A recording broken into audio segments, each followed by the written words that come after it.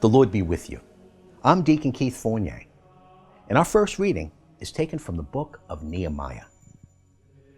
Accordingly, on the first day of the 7th month, the priest Ezra brought the law before the assembly, consisting of men, women, and all those old enough to understand.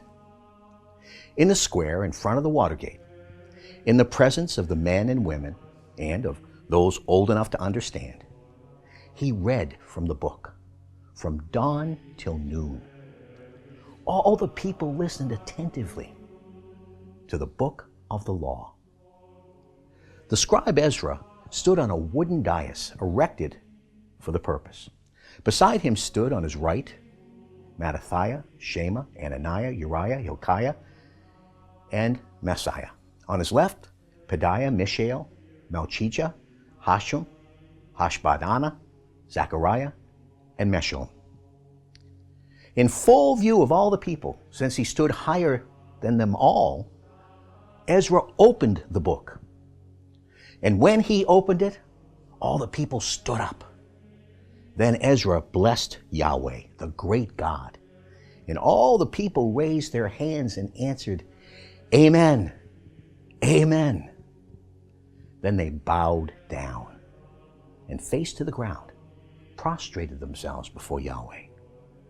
Ezra read from the book of the law of God, translating and giving the sense, so the reading was understood.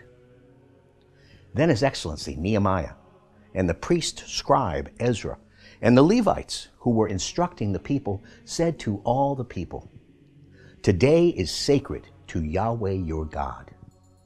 Do not be mournful. Do not weep. For the people were all in tears as they listened to the words of the law. He then said, You may go, eat what is rich, drink what is sweet, and send a helping to the man who has nothing prepared. For today is sacred to our Lord. Do not be sad. The joy of Yahweh is your stronghold. And our response is taken from Psalm 19. The precepts of Yahweh are honest, joy for the heart. The commandment of Yahweh is pure, light for the eyes. The fear of Yahweh is pure, lasting forever. The judgments of Yahweh are true, upright, every one.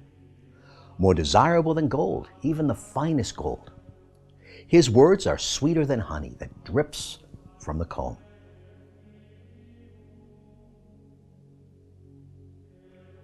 Our second reading is taken from the first letter of the Apostle Paul to the Corinthians.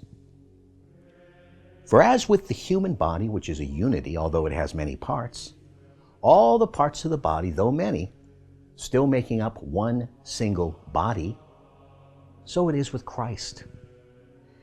We were baptized into one body in a single spirit, Jews as well as Greeks, slaves as well as free men, and we were all given the same Spirit to drink.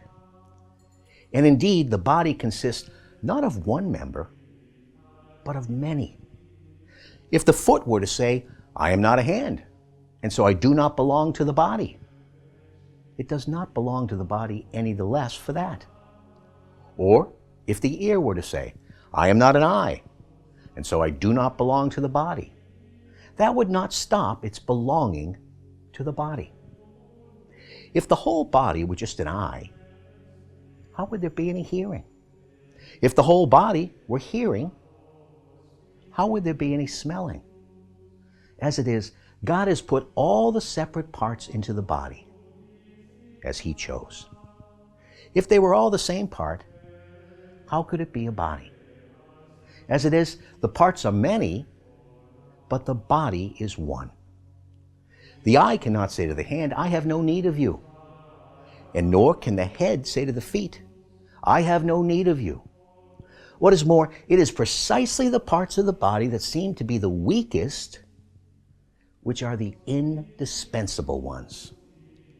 It is the parts of the body which we consider least dignified that we surround with the greatest dignity.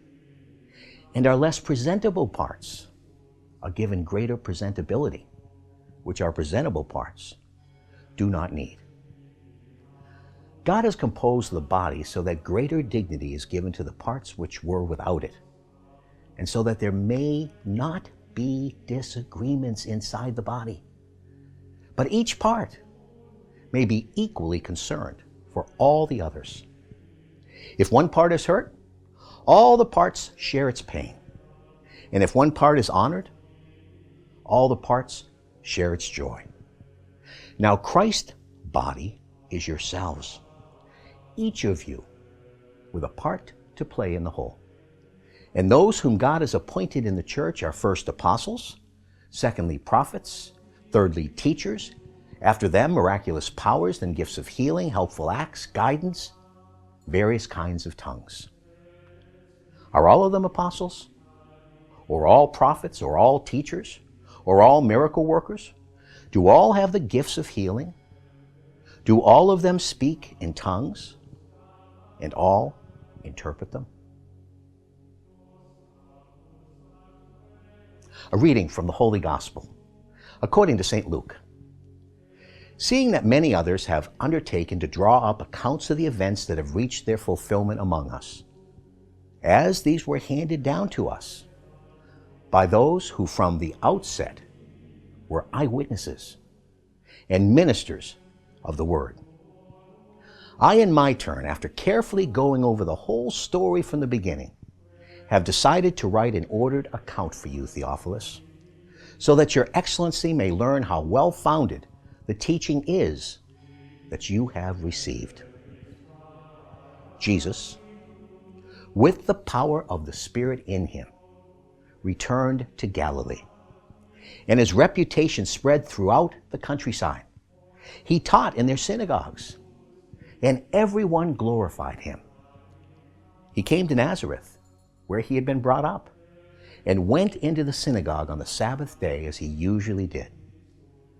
He stood up to read, and they handed him the scroll of the prophet Isaiah. Unrolling the scroll, he found the place where it is written, "The Spirit of the Lord is on me, for he has anointed me to bring the good news to the afflicted. He has sent me to proclaim liberty to captives, sight to the blind, to let the oppressed go free, to proclaim a year of favor from the Lord." He then rolled up the scroll, gave it back to the assistant, and sat down. And all eyes in the synagogue were fixed on him. Then he began to speak to them. This text is being fulfilled today, even while you are listening. The Gospel of the Lord.